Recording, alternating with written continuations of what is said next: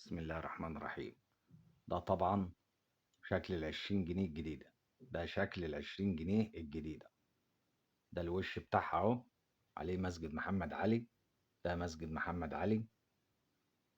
ده مسجد محمد علي، طبعا بتوقيع المحافظ حسن عبد الله اهو. ده شكل الوش بتاعها اهو اهو. دي ال20 جنيه، ده الشكل النهائي بتاعها اللي هي انطبعت بيه. طبعا هي انطبعت وهتصدر خلال ايام، يعني خلال يومين او 3، يعني الناس هتعيد بها. ال20 جنيه دي الناس هتعيد بها. 20 جنيه شكلها جميل وممتازة،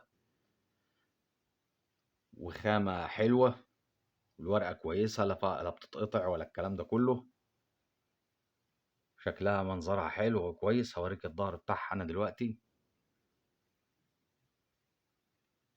ده الظهر بتاعها اهو، عليه العجلة الحربية وعليه هرم خوفو. ده هرم خوفو، ده تمثال الملكة كليوباترا.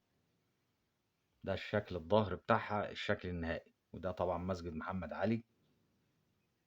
ده خلاص كده ايه، هي انطبعت بالشكل ده، وهتنزل السوق خلال يومين او 3، يعني في العيد ان شاء الله هتبقى موجودة مع كل الناس.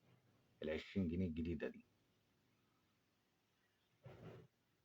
ده شكل طبعا اهو، ورق مطبوع اهو، يعني هي انطبعت بالفعل.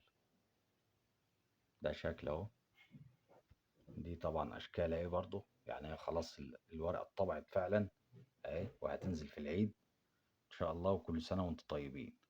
توقيع المحافظ حسن عبد الله. ورقة شكلها جميل وممتازة، وربنا يرزقنا ويرزقكم يا رب. كل سنة وانتم طيبين.